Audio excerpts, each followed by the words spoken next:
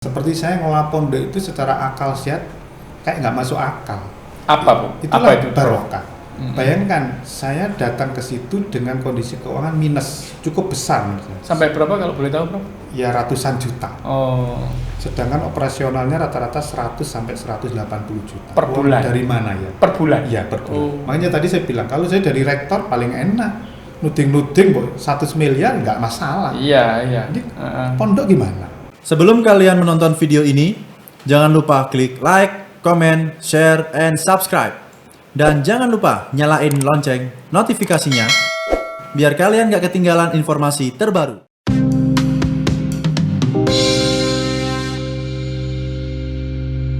Ya, setelah tidak jadi rektor, Prof. Bisri menjadi pengasuh di pesantren.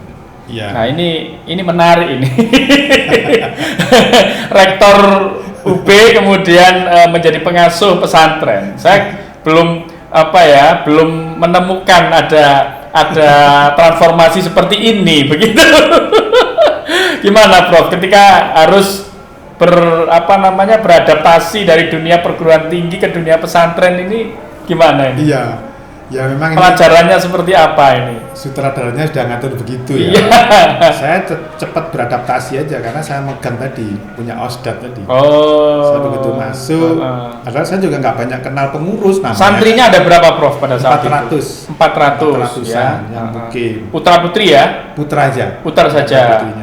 Saya datang langsung benahi kepengurusan lagi, organisasinya. Oh, organisasi dibenahi. Aduh ini masa pondok nggak ada ketua yayasannya, pembina yayasan, ketua. Oh, nggak ada ketua yayasan pada saat itu? Belum ada, nggak ada, tapi sudah meninggal nggak ada. Akhirnya saya perbaiki dulu secara tata negara.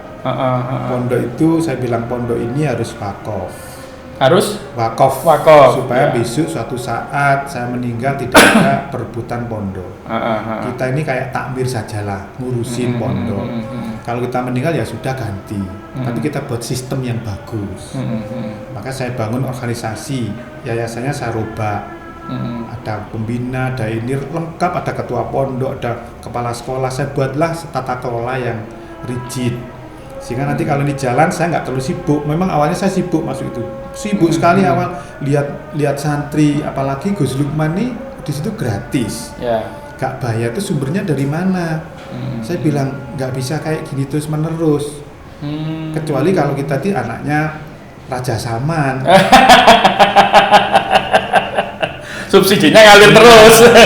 Capek nanti Gus Lukman capek. Makanya salah satu faktor Gus Lukman juga capek cari uang. Ayo kita mandiri, kita bentuk pondok pesantren yang mandiri. Artinya ya jangan jaga kita berjuang pengurus jadi pejuang semua, pejuang pondok. Caranya dengan usaha. Maka organisasi tak tata dulu. Saya buat organisasi dulu rigid. Ini sudah oke organisasi. Saya memetakan SDM. Kip cocok di. Saya kan belum kenal. Nggak sulit mencari dan menata SDM itu. Pertamanya sulit karena saya nggak kenal. Iya. Namanya siapa aja pengurusnya nggak tahu. Nggak tahu, iya. Kamu kuliah di mana nggak tahu karena Gus Lukman orangnya kan informal semua. Gak usah kuliah wes ngaji aja. Sebenarnya ngaji aja. Sekarang bang lulus naik. Saya bilang ini masih hidup di dunia. Gus Lukman mikirnya akhirat tok sih. Iya. Ya saya petani satu cocok, terus saya bilang ayo kita bangun sistem. Sistemnya apa? Ya semua ini kita rencanakan dengan baik karena ini faktor pertama itu ekonomi kemandirian. Kita coba sumbernya dari mana selama ini dapatnya uang? Nggak ada gitu dari Gus Lukman loh. Terus naik Gus Lukman gak ono ini piye? Teko aku, lah gak ono terus piye? Benar. Saya ajak mulai berpikir kita ini hidup di dunia dan harus realistis. Akhirnya mereka mulai berpikir seneng. Kamu kerjanya tak peta satu. Oh ini cocok di sini, tak taruh sini, cocok sini. Kalau nggak cocok, saya rubah lagi. Saya mix dengan orang luar, teman-teman luar saya mix supaya nanti bisa terdorong. Sehingga saya yang mengerjakan terdahulu adalah tata kelola. Sudah clear, dulu Gus Lukman lucu, nggak ada kantornya pondok itu. Kalau orang nyari di mana lucu. Pondok besar itu belum ada kantornya, Bro. Lucu. Beliau ini kan autopilot saya katakan. Autopilot Gus Lukman ya. Full improvisasi lah. Pokoknya eling iki. Iya. Saya nggak capek. Kalau ini sistem jalan, saya sekarang udah nggak begitu capek ke pondok. Kan udah mulai jalan. Ya, kayak sistemnya tadi ya, Prof ya. Ya, sama organisasinya udah ditata. Kita tata sistemnya udah. Ya, alhamdulillah misalkan anak-anak dulu tidurnya di delosor kayak pindang. Kan sekarang udah bed. Walaupun mabalnya murah tapi kan bed bagus. Iya. Dari mana? Pas saya jadi rektor minta ke Menteri PU minta rusun. Nah, saya minta untuk Brawijaya dan untuk pondok, dua-duanya dikabulkan. Sehingga rusun ini saya pakai untuk anak-anak nginep, tidak lagi dia tidur di bawah. Saya bilang nggak boleh gini. Cuman kan saya mikir kalau di Brawijaya, saya tuh mau jalan-jalan, ono kotor, ono gedung kotor. Berapa butuh ini? 10 miliar. Besok tender ya 10 miliar. Begitu di pondok jalan-jalan kotor, piro rek? 300 juta Gus. 30 juta. Mikir sih, duit teko endi? Ngomong gedung miliaran sih rek. Kasmu piro rek? Minus. Iya. Kalau di UB itu kan enak, uangnya sudah ada. Mau bangun UB Dieng, gampang itu.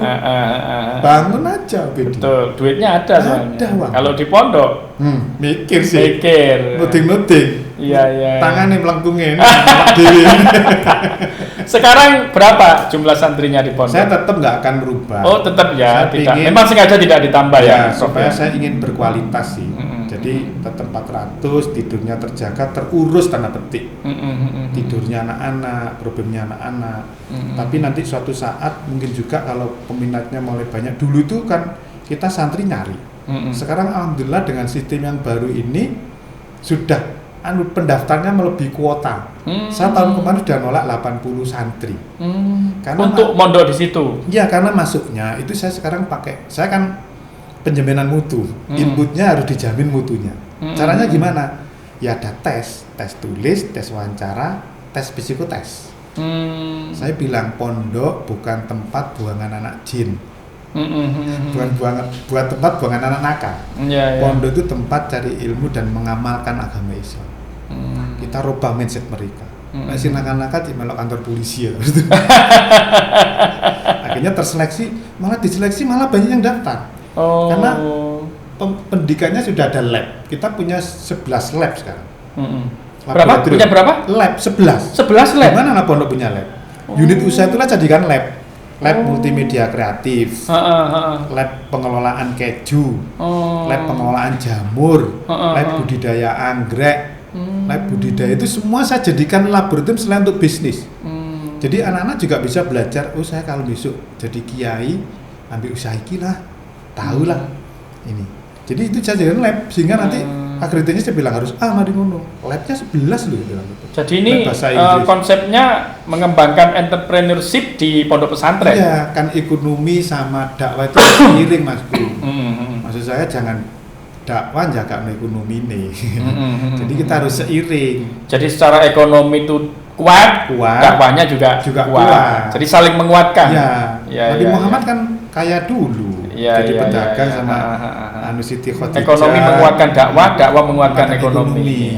Gitu biar lah, enggak diolok-olok. Ada berapa unit usaha di pesantrennya? Ya tadi 12 tadi. 12 lab, berarti 12 unit usaha. Iya, ada. Sudah menghasilkan, Prof. Ya, saya bilang besok suatu saat komposisi pengelolaan pondok ini iso 50% sumber dari usaha, 30% dari orang tua, artinya untuk infak, 20% donatur. Itu saya bilang gitu supaya kita dapat perjuangan. Berarti donatur hanya 25%. 20%. 30% itu dari orang tua. Infak orang tua, yang 5% dari unit usaha. Sekarang masih kontribusi 20% lah. 20%, iya. Dari operasional. Saya target dari sampai 50% nanti. Kalau itu kita jadi sehat. Karena bebannya juga berat, gaji guru, ustadz itu berat juga kok. Betul. Di pesantren itu kan dikenal yang namanya konsep barokah. Iya. Gitu ya. Bahkan tadi kalau Prof Bisi cerita bahwa tidur di pondoknya Prof Bisi sudah tidak di lantai gitu. Mungkin juga ada pesantren yang justru tidur di lantai itu dianggap barokah, Prof, gitu. Jadi misalnya kalau di pondok itu kalau belum gatelan kulit itu belum ini mondoknya katanya gitu. Nah, Prof Bisri ini dari kampus kemudian ke pesantren, bagaimana Prof menerjemahkan konsep barokah itu, Prof? Akhirnya barokah itu jadi alat untuk kita tidak memenuhi standar kesehatan. An-nadhafatu minal iman. Iya. Kebersihan sebagai dari iman itu dibuat alat karena apa? Kita ngomong barokah. Sehingga kotor pun barokah pondok. Saya ingin Islam itu bersih. Islam itu ya berkah. Berkah itu menurut saya kan sesuatu yang tidak bisa diukur, tidak bisa dinilai, tetapi punya manfaat nilai tambah yang kita kadang tidak tahu. Seperti saya ngelola pondok itu secara akal sehat kayak nggak masuk akal. Apa Bu? Itulah itu barokah. Bayangkan saya datang ke situ dengan kondisi keuangan minus cukup besar. Sampai berapa kalau boleh tahu, Prof? Ya ratusan juta. Oh. Sedangkan operasionalnya rata-rata 100 sampai 180 juta. Per bulan. Dari mana ya? Per bulan. Iya, per bulan. Makanya tadi saya bilang kalau saya dari rektor paling enak. Nuding-nuding 100 miliar nggak masalah. Iya. Jadi pondok gimana? Nah itulah saya merasakan bahwa barokahnya itu. Saya nggak pernah berpikir ngeluh mikirin pondok, enggak. Ngalir aja. Ya ada saja rezeki. Ada aja rezeki. Cuma minta ikhtiar, datang aja. Tahu-tahu ada pengusaha, Prof minta apa di pondok? Loh, minta apa sih? Prof bilang apa? Saya buatkan BM Mart. Saya pingin mart untuk sama minimarket lah ya. Minimarket resto. Sudah tak biarkan lu uangnya. Sudah nggak usah mikir. Padahal saya nggak begitu kenal sama pengusaha. Kayak Allah itu nggowo datang melalui malaikat nekokno wong ngene lho. Bantu menggerakkan hatinya untuk ke situ. Saken Pak Bisri melas sila dadi dadi melas iki to. Malaikate malaikat Mikail itu melas. Itu mungkin yang menurut Profesi barokah itu seperti itu. Jadi barokah itu tidak bisa dinalar. Tapi bukan barokah terus anak-anak harus tidur di lantai, itu tidak juga. Barokah itu anak-anak ya wiritannya akeh. Harus wiritan yang banyak, puasa, pokoknya ibadahnya diperkuat supaya malaikat lebih banyak daripada jin dan setannya. Gitu. Lebih banyak, berarti barokah. Ya betul. Kayaknya saya harus bersih. Islam itu indah, Islam itu bersih, Islam itu berkah. Islam itu mengenakan sumpah. Bahkan saya bilang guyon-guyon nih. Nek iso pondok kini iki koyo di surga cilik rek. Di pondok iki kan rasan-rasan, seneng kabeh. Ngono lho rek, ya apa carane ya? Gak enak gontok-gontokan. Gontok-gontokan ya gawe ya apa iki? Nggih surga versi menungso cilik-cilikan. Bahwa Islam itu nikmat, dinikmati. Ya apa carane? Ayo bareng-bareng aja. Dulu tuh kelompok-kelompok anak-anak itu pengurus. Ya manusiawi, saya selalu manusia, saya memaklumi aja. Sekarang sudah mulai berkurang karena sudah saking sibuknya masing-masing. Sampai kekurangan orang saya sekarang. Untuk ngelola itu tadi ya, Bro. Kekurangan orang. Bisnis tadi ya. Bisnis ya, pendidikannya. Jadi ya diajari ngaji, diajari bisnis ya. Sehingga diharapkan nanti alumni Pondok Barul Mafiro yang diasuh Prof Bisri mandiri. Ya niru Kanjeng Nabi, tetap saya enggak secara agama mumpuni, secara ekonomi mandiri. Kanjeng Nabi kan pedagang. Iya, betul. Kanjeng Nabi pedagang. Betul.